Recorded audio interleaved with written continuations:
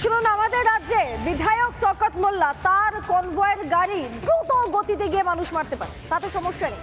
বেহালায় সৌরদীপ ছোট্ট বাচ্চাকে একটি গাড়ি পিষে দিতে পারে, ট্রাফিকে খুঁজে পাওয়া যায় না, তাতে সমস্যা নেই। কিন্তু শুধুমাত্র যদি সেনার গাড়ি একটু ডান দিকে ঘুরে যায় কোনো রকম দুর্ঘটনা ছাড়া, তাহলে রুজু হয়ে যায় অভিযোগ, গাড়ি চলে যায় সোজা হেয়ার স্ট্রিট থানায়। কিন্তু ডেলিভারি বয় সিগন্যালে দাঁড়িয়ে জ্বলে গেলে পুলিশ ছবি তোলা ছাড়া আর কিছু করতে পারে না। এখান থেকেই তো প্রশ্ন ওঠে, বিরোধীরাই কি তাহলে ঠিক কথা বলছে? বিষয়টা মমতা বনাম সেনা কি?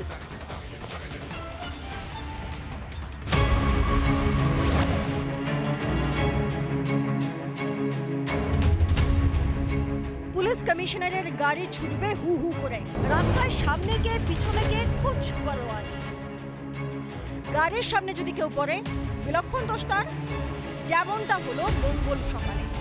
পুলিশ কমিশনারের গাড়ি দ্রুত ছুটে আসছিল, সেনার ট্রাক ঠিক তখনই ডান দিকে ঘুরতে গিয়েছিল।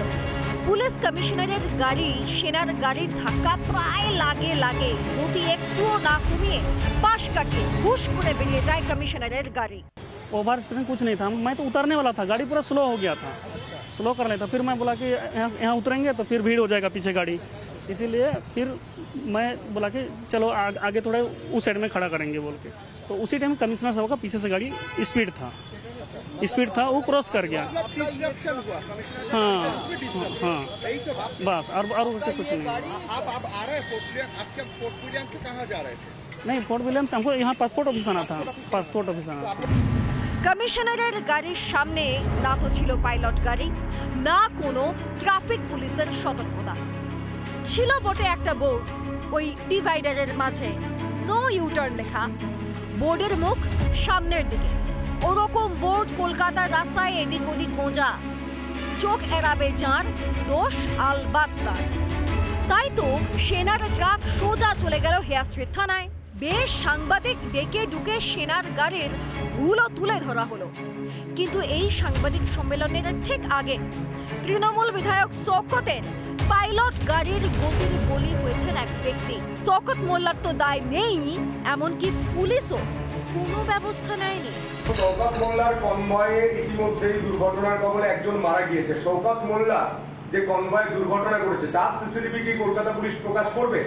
দেখুন, ওখানকার সিসিটিভি ফুটেজ আমি খতিয়ে দেখছি, যখন অ্যাভেলেবল হবে আমি ওটা প্রকাশ করব। ও সেকেন্ড আছে, এটা ফেটাল অ্যাক্সিডেন্ট আছে, এটা ফেটাল অ্যাক্সিডেন্টের ইনভেস্টিগেশন চলছে, তো তারপরে এটা তথ্য বেরিয়ে যাবে, এর নিয়ে আপনাদের চিন্তা করার কোনো বিষয় নেই। ট্রাফিক পুলিশের অপদার্থতা নতুন নয়। বেহালার ছোট্ট সৌরদীপকে মনে পড়ে, ছোট্ট শরীরটা যখন থেতলে গিয়েছিল, কোথায় ছিল ট্রাফিক পুলিশ? ডেলিভারি সংস্থার ছেলেটি যখন সিগন্যালে দাঁড়িয়ে গতির বলি হলো, দাউ দাউ করে জ্বলছিল, ট্রাফিক পুলিশ ব্যস্ত ছিল ছবি তুলতে। শওকত মোল্লার পাইলট কারের ধাক্কায় বাইক দুমড়ে মুচড়ে কঙ্কাল। বোঝাই যায় কি ভয়ঙ্কর পরিণতি বাইক আরোহী। দুটি গাড়িরই গতি নিঃসন্দেহে প্রবল ছিল। কোথায় তখন ট্রাফিক পুলিশ?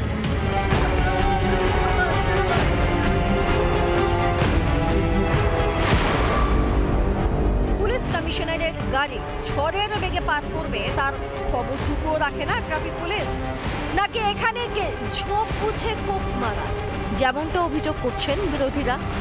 গতকাল মমতা ব্যানার্জি সিপি ডিজি সবাইকে বলেছে ভারতীয় সেনা, আর্মি, ইস্টার্ন কমান্ডের সঙ্গে অসহযোগিতা করতে। পশ্চিমবঙ্গের সরকারের দিদির ইচ্ছা যদি থাকে তাহলে বাংলার একজন একটা সেনা বানাতে পারে, বঙ্গীয় সেনা। অলরেডি পুলিশ দিদির বঙ্গীয় পুলিশ হয়ে গেছে, তো বঙ্গীয় সেনা বানালেই বা ক্ষতি কী আছে?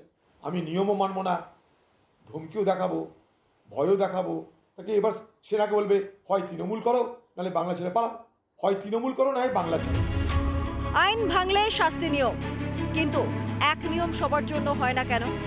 আইনটা সবাই বুঝতে পারে এমন করে নো ইউ টার্নের বোর্ড বসে নাই বা কেন? কমিশনারের গাড়ির গতিবিধির খবর ট্রাফিক পুলিশ রাখে নাই বা কেন? এসবের অবশ্য উত্তর মেলে না।